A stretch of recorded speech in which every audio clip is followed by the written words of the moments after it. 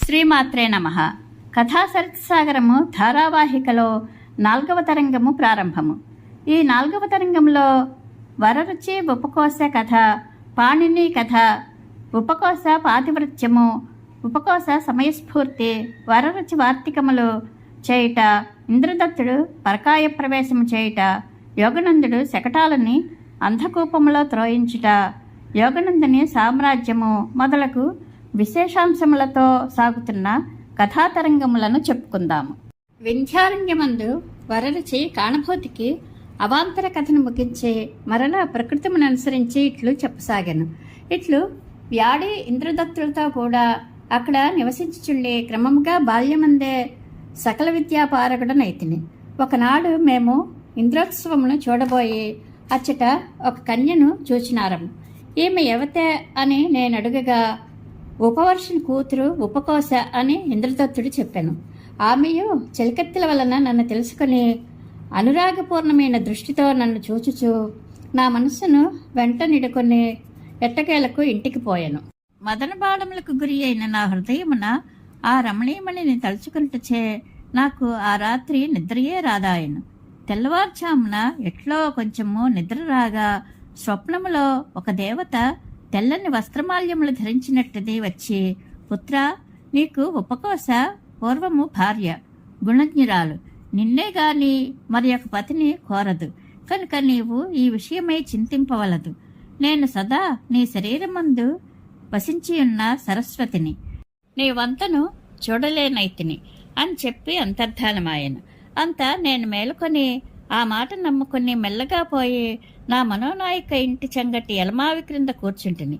అంతటా నా యుద్ధకు ఉపకోశ చెలి వచ్చి నా నిమిత్తమై ఉపకోశకు కలిగిన మదనతాప విజృంభణమును వర్ణించను. అంత ద్విగుణీకృత తాపభరుడనైన నేను ఆ ఇంటితో తల్లిదండ్రులియ్యక ఉపకోశను నేనెట్లు కూడుదును? అపకీర్తి కంటే మృత్యువైనను మేలు. నీ చలి ఇష్టము ఆ సుందరి తల్లిదండ్రులకు తెలిసినేని మేలగును. ఆ ప్రకారము చేసి, ఓ పుణ్యాత్మురాలా, నీ చెల్లిని నన్నును బ్రతికింపుము అని చెప్పితిని. అంతా ఆ చెల్లి పోయి సమస్తమును ఉపకోశ తల్లితో చెప్పెను.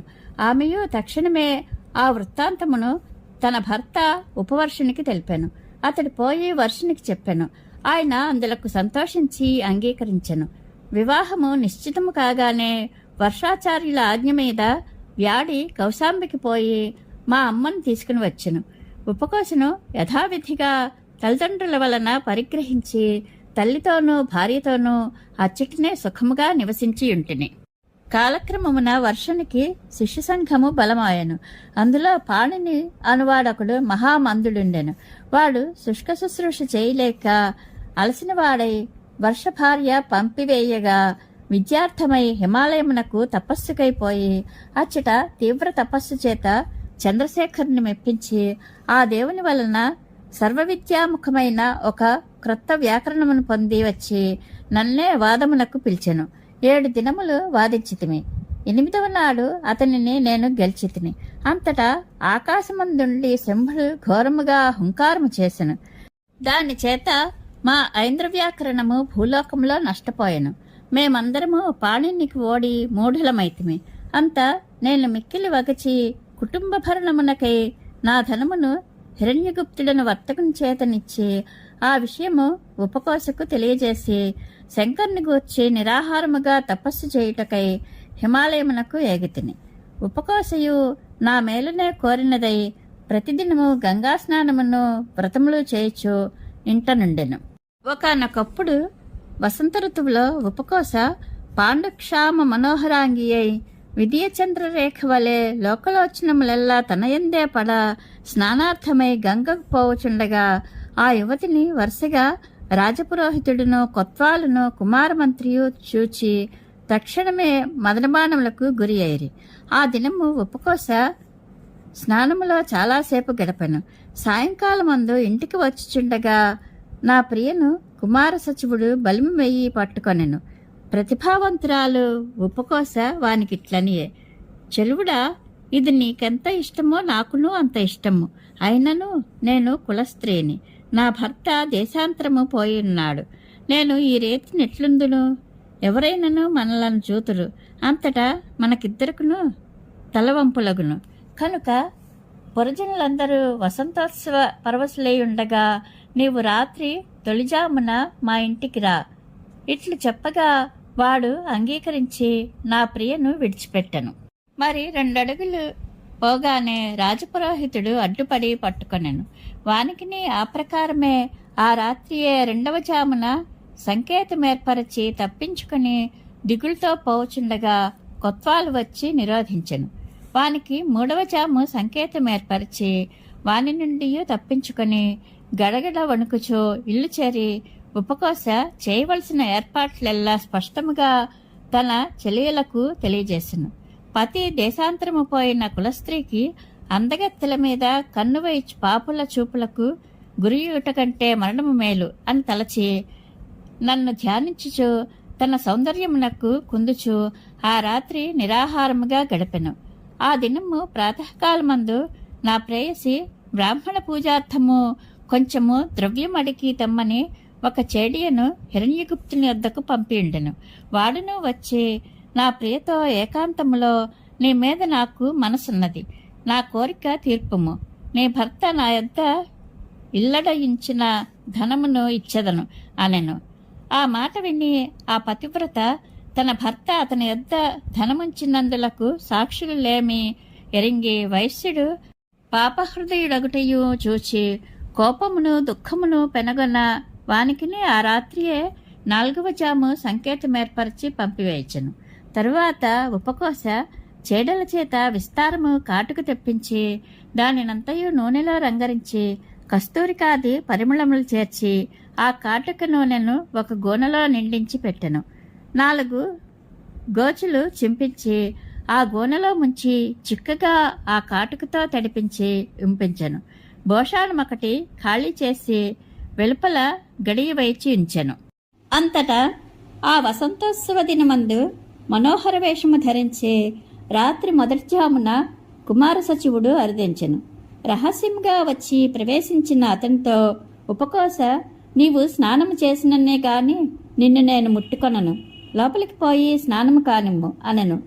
ఆ మూఢుడు అందులకు అంగీకరింపగానే చేడీలు వచ్చి చీకటి కోణముగా నన్న లోపలి ఇంటికి వాణిని కొనిపోయి వాని వస్త్రాభరణములోడ్చి స్నానార్థమై వానికి ఆ గోచి ఒకటి ఇచ్చి కూర్చుండపెట్టి నఖశిఖ పర్యంతము దేహమంతయు ఆ కాటుక దట్టముగా పట్టించి నింపాదిగా మనోహరముగా దరువులు వైచుచు ప్రతి అవయవమును మర్దన చేయించుండు. ఇంతలో 2వ జాము కాగా పురోహితుల వారు వచ్చినారు. అంతా ఆ చేడీలు ఓహో వరరుచి గారి స్నేహితులు పురోహితుల వారు వచ్చినారు, ఏం చేయుదుము, నీవు ఇందులోపల దాగికొనుము అని భయపెట్టి ఆ నూనె కాటుక మనిషిని గోచిపాత్రాయని ఆ భోషాణంలో పెట్టి గడివైచరి. పురోహితుల వారిని కూడా స్నానమిష చేత ఆ చీకటి కోణమునకు తెచ్చి ఆ ప్రకారమే వస్త్రాలంకారములోడ్చి గోచిపెట్టి నోటి లోపలను కనుగ్రిడ్లకును తప్ప తక్కిన దేహమెల్లా కాటుక నూనె పట్టించి ఇంతకాలమైందని తెలియకుండా దేహము ఆనందపరవశమగినట్లు కళానైపుణ్యము చూపుచు అంటుచుండిరి. ఇంతలో 3వ జామున కొత్వాలు వచ్చెను.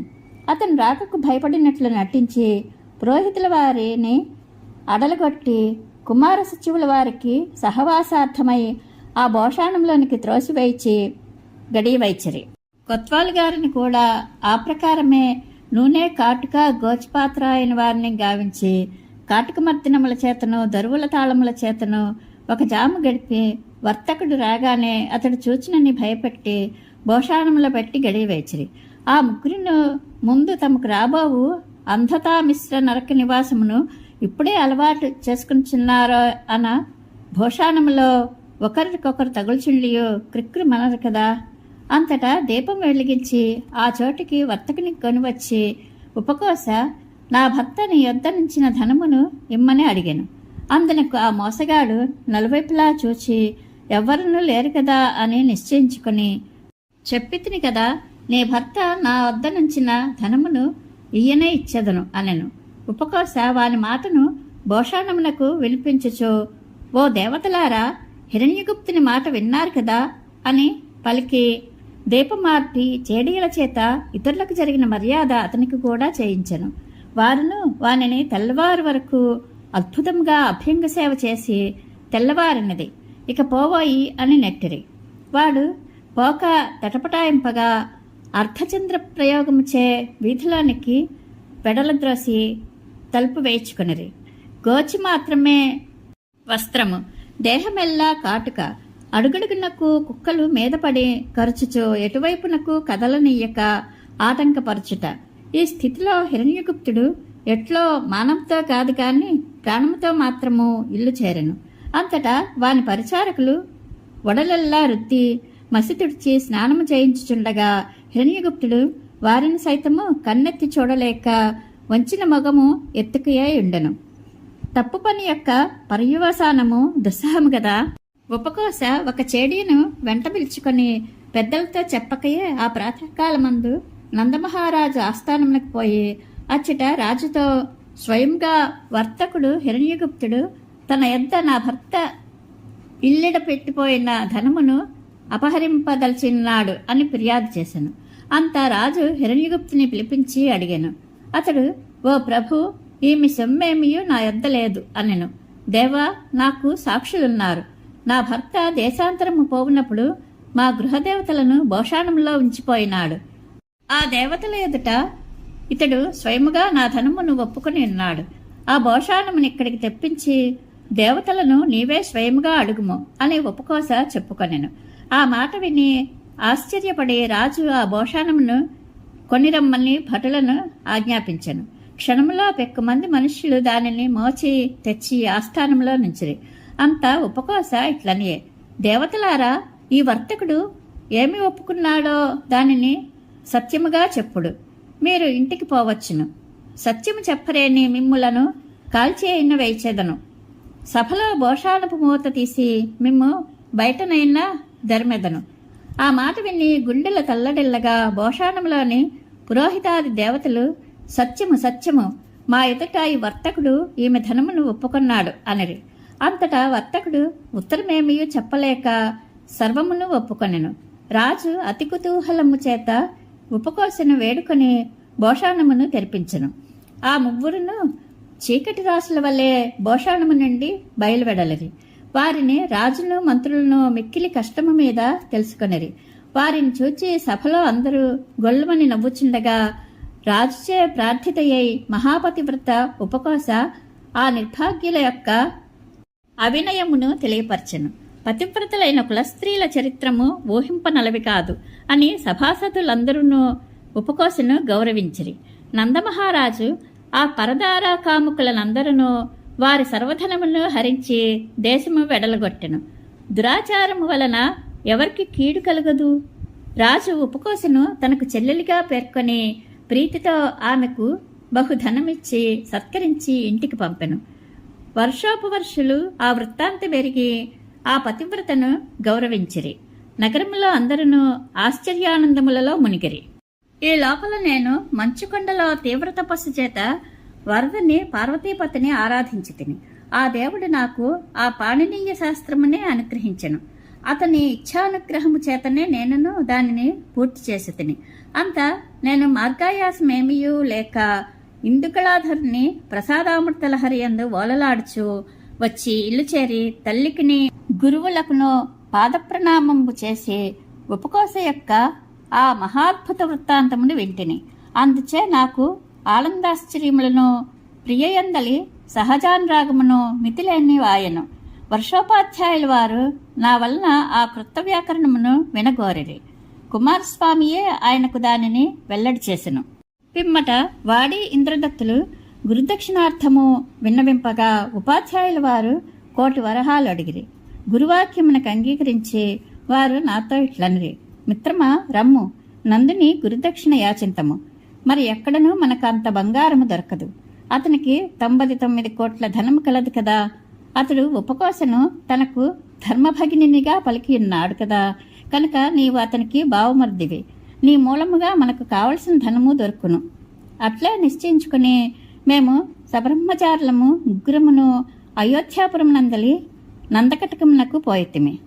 మేము పోయూ పోకముందే ఆ రాజు కాలధర్మమును పొందెను. రాష్ట్రమందు కోలాహలమును మాకు విషాదమును కలిగెను. అంత యోగసిద్ధుడైన ఇంద్రదత్తుడు ఇట్లనెను: ఈ రాజు దేహములో నేను ప్రవేశించదను. నన్ను వచ్చి వరరుచి యాచింపవలసినది. కావలసిన ధనమిచ్చదను. నేను మరలా వచ్చి వరకు నా దేహమును వ్యాడి రక్షించుండునుగాక. ఇట్లని ఇంద్రదత్తుడు నందరాజు దేహంలో ప్రవేశించెను. రాజు మరలా బ్రతకగానే రాష్ట్రంలో అంతటా మహోత్సవమాయెను. ఒక పాడు దేవాలయంలో ఇంద్రదత్తుని దేహమును వ్యాడి కాపాడుచుండగా నేను రాజాస్థానమునకు పోయి ఆశీర్వాదం చేసి యోగనందుని 1,000 వరహాలు గురుదక్షిణ యాచించినాడను. అతడును వాస్తవ నందుని మంత్రిని శకటాలని 1,000 బంగారం నాకిమ్మని ఆజ్ఞాపించెను. మృతి నందినవాడు బ్రతుకుటయు వెంటనే యాచకుడు వచ్చుటయు మహాధనము వానికి ఈబడుటయో చూచి ఆ మంత్రి మా వృత్తాంతమును ఊహచే కనిపెట్టెను. ప్రజ్ఞావంతులకు తెలియనిది ఏమున్నది? అంత ఆ మంత్రి ఇదిగో ఇచ్చెదను అని రాజుతో పలికి తనలో ఇట్లు చింతించెను: నందుని కుమారుడా బాలుడు, రాజ్యమునక శత్రువులు అనేకులున్నారు కనుక ఇప్పుడు ఇట్టిదానినైనను అతని దేహమును కాపాడదను అని నిశ్చయించి వెంటనే ఎక్కడ ఏ శవ మగపడినను కాల్పించి వైచెను. చారులు ఆ పాడుగుడిలో ఇంద్రదత్త శరీరమును కని వ్యాడిని గెంటివైచి దానిని తగలబెట్టిరి.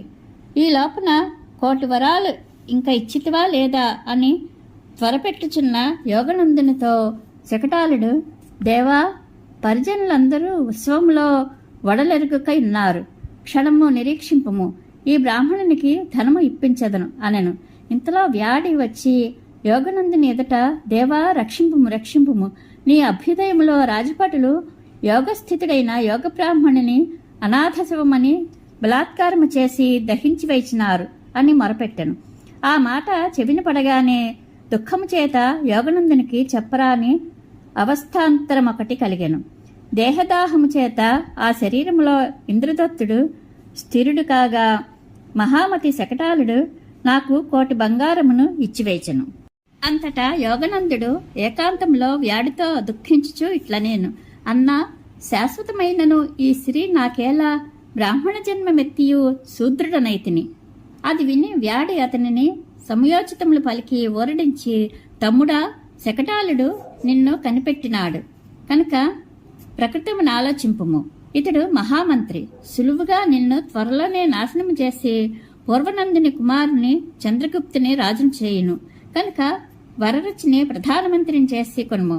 అతని మహిమ చేత నీకు రాజ్యము స్థిరముగా నుండును. ఇట్లు చెప్పి వ్యాడి గురుదక్షిణ ఇచ్చుటకు పోగానే యోగనందుడు నాకు ముఖ్యమంత్రిగా అధికారమునిచ్చెను. నేను అతనికి రహస్యంగా ఇట్లు బోధించితిని: నీకు బ్రాహ్మణ్యము పోయినది కదా. శకటాలుడు అధికారములో ఉన్నంతకాలము సామ్రాజ్యమైనను స్థిరము కాదు సుమా, కనుక యుక్తి చేత వీనిని నాశనం చేయము. ఇట్లు నేను చెప్పగా యోగనందుడు శకటాలుని మీద అతడు బ్రతికి అయ్యున్న బ్రాహ్మణ్ణి కాల్పించినని నేరము చాటి వానిని వాని పుత్రులు 9 ఒక చీకటి నూతిలోనికి త్రోయించెను. వారికందరకును దినమునకు 1 మూకుడు పిండియు 1 మూకుడు నీళ్లును ఆ నూతిలోనికి దింపుచుండెను. అంతటా శకటాలుడు పుత్రులతో: పుత్రులారా, ఈ పిండి ఒకనికే చాలదు, పలువుర మాట చెప్పనేలా. కనుక మీలో ఈ యోగనందుని మీద పగ తీర్చుకొనగలవాడెవడో వాడొక్కడే ఈ ఆహారమును గ్రహించి బ్రతుకునిగాక అనెను. పుత్రులందరూ: నాయనా, నీవే అందునకు సమర్థుడవు, నీవే వీనిని కొని బ్రతుకుము అనిరి. ఆహా, ధీరులకు ప్రాణముల కంటెను పగ తీర్చుకొనుటకు ఎంత ప్రియమో. శకటాలుడు ప్రతిదినమును ఆ పిండి తిని నీళ్లు త్రాగి శత్రునాశేచ్ఛ చేత తానొక్కడే బ్రతికి ఉండెను. ప్రభువుల చిత్తము నెరగక విశ్వాసమును పొందక యథేచ్ఛముగా వ్యవహరించడానికి క్షేమం కలగదు అని ఆ అంధకూపంలో నుండి ఆలోచించుచు శకటాలుడు క్రమక్రమముగా 9 కుమారులను తన ఎదుటనే మృతులు కాగా తాను మాత్రము వారి ఎముకలనందును బ్రతికి ఉండెను. యోగనందుడు సామ్రాజ్యమందు స్థిరుడాయను.